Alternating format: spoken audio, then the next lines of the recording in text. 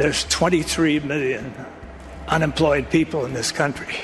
This administration hasn't done enough to cure that. Clint Eastwood, a Hollywood legend, is one of the few who has held firm against woke ideology in Hollywood. He has long been ambiguous about correctness, both politically and in the movie industry. And today, we will look at times when he spoke out openly against this societal construct. During the 1973 Oscars, he made headlines, which remained a watershed point in his career. I don't know if I should present this award on behalf of all the cowboys shot in all the John Ford westerns over the years. That night, Marlon Brando withdrew his Oscar for The Godfather, and Native American activist Sachin Littlefeather took his place to speak out against Hollywood's persecution of Native Americans. The mood was tight, but Clint didn't hold back his comments. They're all concerned with the human dilemma and our confrontation with the fates. Human beings engulfed in a lunatic dictatorship. Men brutalized by their fellow men in a hostile river. Families ripping up their old roots. This statement sparked outrage at the time, but not in the same way that it does today. While few people laughed at his joke back in 1973, the tale has resurfaced almost 50 years later, eliciting new criticism. Social media erupted with condemnation, labeling his words as improper and even racist, with demands to cancel him. But Clint Eastwood isn't one to apologize, so the attempt to cancel him faded swiftly. What did you make of what happened tonight? Well, listen, I think it depends on which side you're on in all of this. Obviously, people are going to try to find negatives if you're on the left. Clint comes from an age that didn't analyze every word, and a joke was just that, a joke. He has also said unequivocally that he does not take political sides, preferring to remain open to different points of view rather than adopting a certain ideology. What do I care about? It's not the younger generation, it's the older generation now. The younger generation's fine. However, that one episode is not the only reason he remains a target of the woke culture.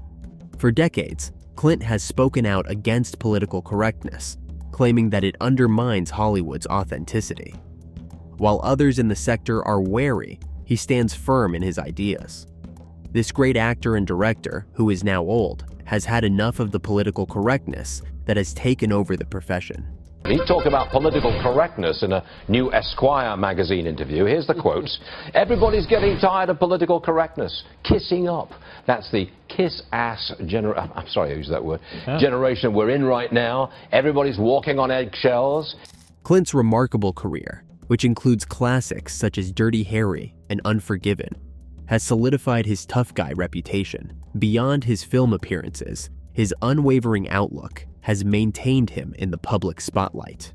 Let's review one of his most iconic comments, which wonderfully captures his plain demeanor. Well, you're gonna look awfully silly with that knife sticking up your ass. Clint Eastwood's whole oeuvre exemplifies this technique. From Unforgiven to $1 Million Baby to American Sniper, he's consistently pushed the envelope, telling tales that dive deeply into human nature. These are the films that once characterized Hollywood, raw, authentic, and fearless of criticism.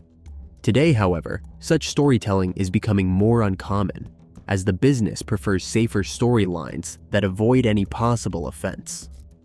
Are afraid to admit that they maybe made a mistake, so it's better to be overly defensive and just say, well, I'm voting for him again. I just tried to give people, when I was at the RNC. He's been outspoken about this transition in the business, expressing dissatisfaction with how directors increasingly eschew taking chances in favor of conforming to popular trends. Clint believes that movies should reflect reality, even if it is hard to watch. I just wanted the real people, the real victims of it all, to get some sort of relief that the truth is put out there. Clint's 2020 film Richard Jewell questioned popular narratives once again, focusing on the tale of a man wrongfully condemned by the media. The film demonstrated his dedication to exposing important tales, even if they contradict Hollywood's dominant norms. and then people can gang up against you for no particular reason, or they have just a small amount of information, and they just run off with that. However, Clint's opposition to Hollywood's political correctness is not limited to his films. It is a part of who he is. He has established a reputation for being unashamedly himself, opting to play by his own rules in a society where many others walk cautiously, afraid of saying the wrong thing. With people in your life, and you thought, man, I need to make a film about this. No, not until I read the whole story, the way he designed it, and the fact that he did kind of a spiritual take without making it necessarily. He's not interested in following trends or catering to the so-called woke crowd. He's here to tell tales that matter because they are authentic. It's a cultural thing. It expresses embarrassment or insecurity. It's not that they're laughing at you or anything. You people are nuts. One good example is Gran Torino, in which Clint portrays a combat veteran who comes to accept his Hmong neighbors. It's a picture that doesn't shy away from difficult discussions, and it's all the more compelling because of it. His character's inability to sugarcoat his comments reflects Clint's attitude towards life. He's not trying to create flawless people. He's interested in capturing the rawness of the human experience. I liked the character because he's a guy who, I like playing the character because he's a guy who's old school, he's from another generation, he's haunted by some of the things in his past, but he's also, he talks to people in a way that people used to talk. Well, I think you're an overeducated 27-year-old version. Even before the movie hits theaters, Gran Torino might be labeled as overly contentious. But Clint wouldn't have it any other way.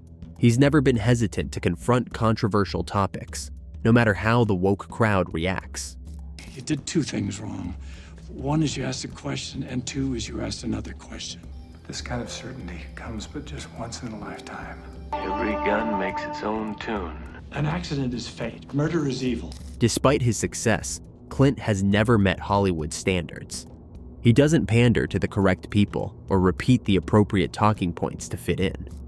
His reluctance to change has made him a legend in the profession. Even after stepping away from the spotlight, he remains a symbol of rebellion, fearless of being labeled obsolete by detractors. Clint is unconcerned. He continues to produce pictures and voice his mind.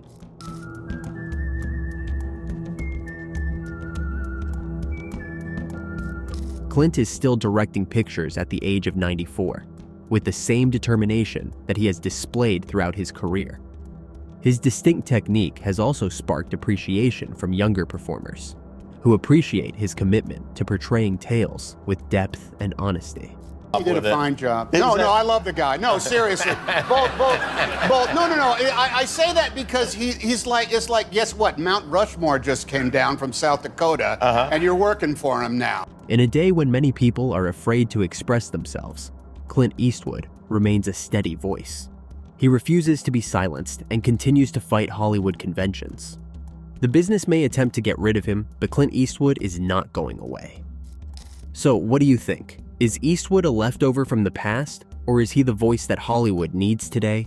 Please leave your opinions in the comments, and remember to like and subscribe for more stories like this.